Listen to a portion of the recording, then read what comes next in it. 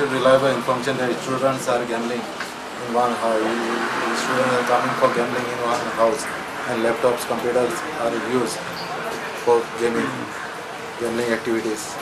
And students are not attending schools or colleges.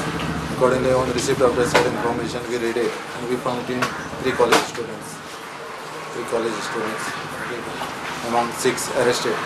So also betting also ISL and also we are finding whether we are involved in betting activities with the documents and the laptop.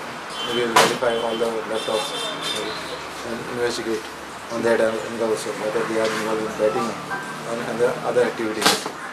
Did you find anybody?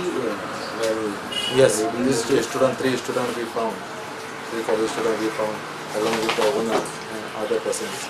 We found betting and also using gambling activities, doing gambling activities. While we have conducted the raid, and we have caught them red-handed.